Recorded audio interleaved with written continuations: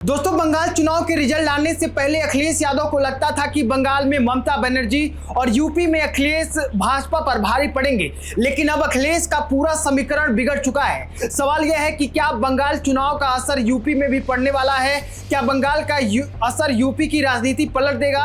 क्या यूपी में अब सियासी जंग और भी दिलचस्प होने वाली है, या इतनी बड़ी जीत के बाद भी अखिलेश यादव का पीडीएफ फार्मूला यूपी में बीजेपी को रोक पाएगा? नमस्कार, मेरा नाम अभय है और आज हम आपको आसान भाषा में पूरी कहानी समझाएंगे कि क्या बंगाल की जीत का असर यूपी पर पड़ेगा या नहीं। समाजवादी पार्टी और उसके मुखिया अखिलेश यादव ने हाल ही में बंगाल चुनाव से पहले ममता बनर्जी के समर्थन में एक ट्वीट किया था, जिसमें उन्होंने कहा था कि एक अकेली लड़ जाएगी और जीतेगी भी।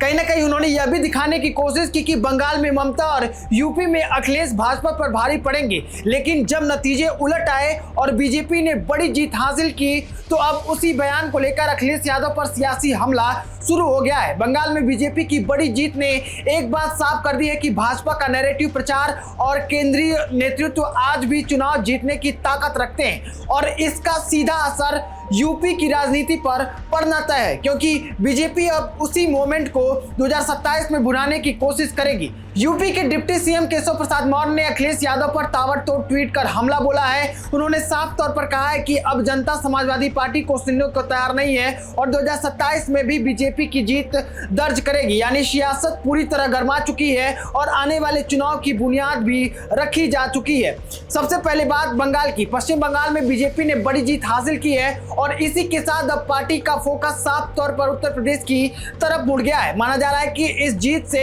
बीजेपी के कार्यकर्ताओं और नेताओं में जबरदस्त उत्साह है।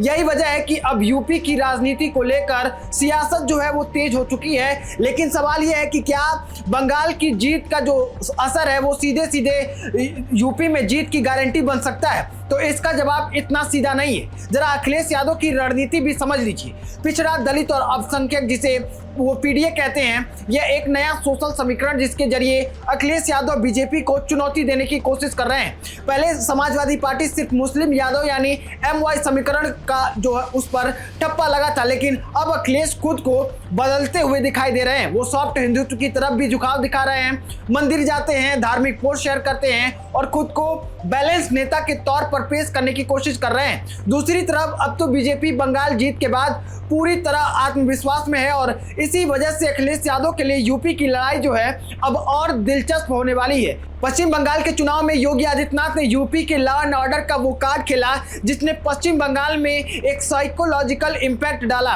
इसका सीधा असर ये था, उनका सीधा मैसेज ये था कि यूपी में अब सड़कों पर नमाज नहीं होती है, दंगे नहीं होते हैं, तो बंगाल में क्यों हो रहा है? और इसका असर जो है वो रिजल्ट पर साफ दिख रहा है। योगी आदित्यनाथ को भी पता है कि पब्लिक से कनेक्ट कैसे करना है, और कहा जाता है कि वो सबसे बहुत बीजेपी में बड़े वक्ताओं में सबसे अव्वल नंबर के वक्ता हैं और उनको पता है कि स्लोगन कैसे दिए जाते हैं। उनके नारों ने बंगाल में ऐसा काम किया कि जैसे आग में घी डालना हो। जहां टीएमसी खेला होबे गा रही थी, वहीं योगी ने 4 मई दीदी गई और अब खेला बंद होगा, विकास शुरू होगा जैसे वन लाइनर से बीजेपी कैडर में एक अलग ही एनर्जी भर दी थी। मालदा से लेकर हुगली और हावड़ा तक उनकी रैलियों में भारी भीड़ जो देखने को मिली, जो रिस्पांस दिखा, उसने हिंदू वोटर्स को एकजुट करने में बहुत बड़ी भूमिका निभाई। और यूपी में अखिलेश को सबसे पहले योगी आदित्यनाथ के इसी फैक्टर से जो है टक्कर लेनी है, क्योंकि बंगाल चुनाव इस बात का गवाह बन गया कि योगी आदित्यनाथ का राजनीतिक कदम सिर्फ उत्तर प्रदेश तक सीमित नहीं है।